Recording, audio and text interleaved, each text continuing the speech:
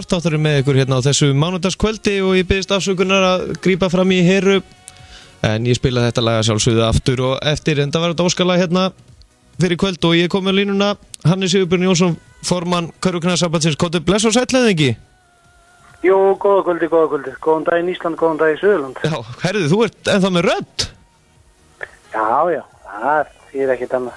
Er ekki búið að vera öskra svolítið mikið áfram í Ísland þarna úti í Berlín? Jú, það er búið að vera svolítið þannig. Já, maður er búin að nota frídaginn sem ég reyna að spara hana fyrir morgundaginn. Já.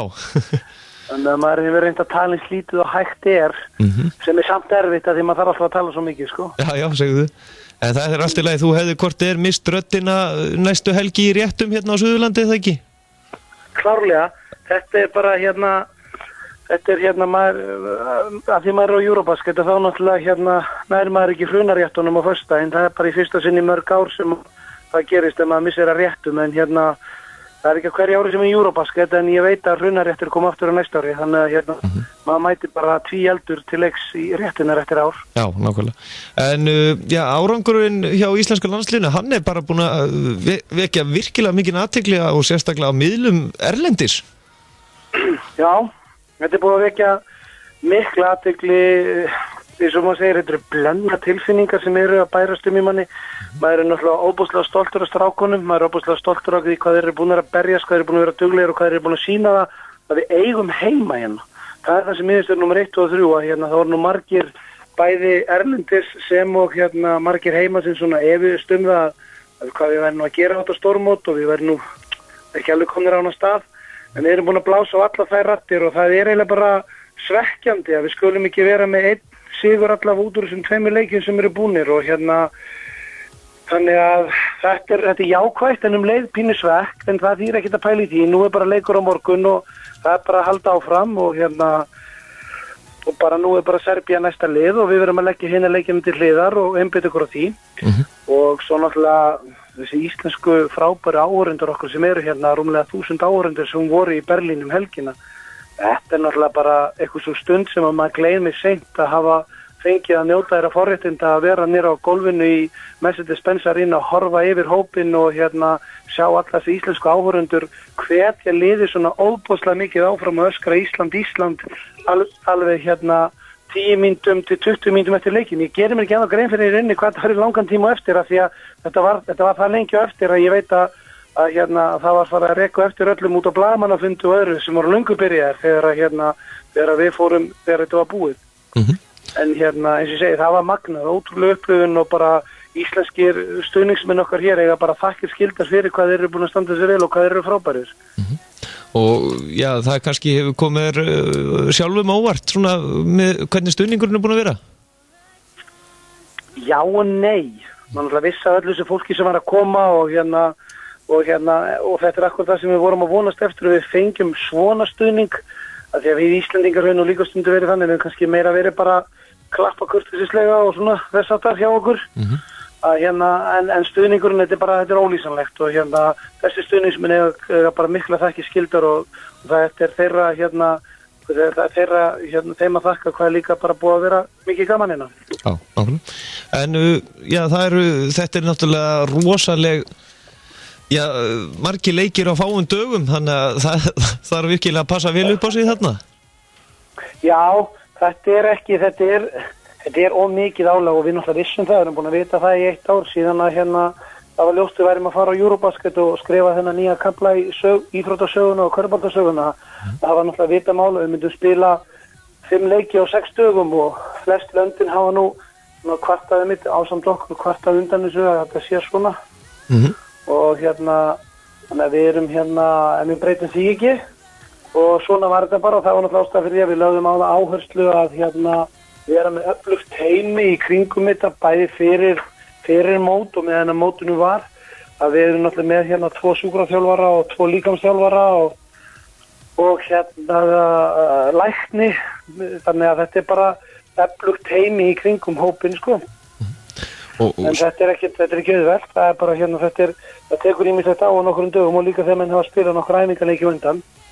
En menn er ekkert að pæla í því núna, nú er bara nokkri dagar eftir og núna er bara næstu 3 dagar þegar sker úr hver framhaldi verður hjá okkur. En hvað það sem að íslensku körfuboltamennir hafa sem svona frammi fyrir aðra þjóðir eins og núna þeir voru að spila móti sko leikmönnum sem eru NBA leikmenn og fleira, þeir bara sýndu þeim bara, já, með okkur alveg sama þó þið séu atvinnumenn, við getum alveg kunnum körfubolta líka. Já, en það á það bara líka að vera þannig. Við erum bara orðin askuti góðir í körfubolta og við erum orðin bara góð körfuboltin heim á Íslandi, náttúrulega búin að bara vera að bæta stundafarið, við hefum verið eignast fleiri atvinnumenn, við hefum eignast fleiri krakka, stráka og stelpur sem hafa verið að fara út í skóla og þetta helst allt í hendur við það þessi ránugur svona góður. Það við erum bara komin á þetta stig og það er bara við þurfum að halda því áfram og líka vera með báða fætur á jörðinni og allt svoleiðis, en við erum klárlega orðin komin á þetta stóra svið og núna bara langar okkur í meira, það er nú þannig. Nákvæmlega. En svona rétt í lokin, það eru leikur á morgun og þú finnur væntanlega fyrir stuðningnum líka hérna heima fyrir? Algjörlega, það er mjög gaman að finna. Ég hef því miður bara ekki náð að svara öllum símtölum og e-mailum og skilabóðum og SMS-um og hvað þetta er allt varandi frá mjög mörgum aðilum, ábúslega mikið af fólki sem hefur dáðst að strákunum okkar og við erum afar þakklátt fyrir að finna þennan mikla stuðning sem strákanir okkar fá og ég vona bara að fólk haldi því áfram heima að fylgjast með beinum sjónvarpsútsendingum á RÚV og því sem er í gangi þar, þannig að menn sjáu bara strákan okkar, gefa þeim góða streyma, það skiptir miklu máli. Það er náttúrulega kannski aðeins fækka síðan í árendóknum hér, það er kannski aðeins færri núna sem að verða eina, heldur kannski akkurat yfir helgina.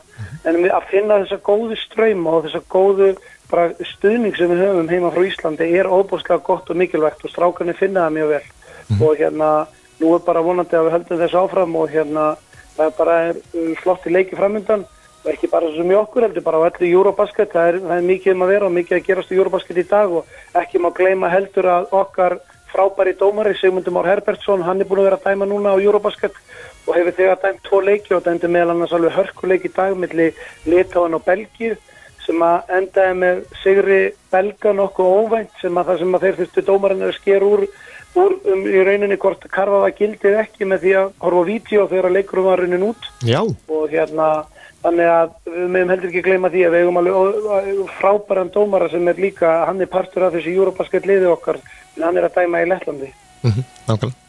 Og ég náttúrulega að sjálfsögðu enn og aftur það sem ég hef nú tækifæri á að gera, það er náttúrulega óska fótboltanum okkar, strákunum okkar þar, KSÍ og fótboltareiningunni heim á Íslandi innilega til hamingju með þennan stórkostlega árangur í fótboltalandsliðinu okkar í gær.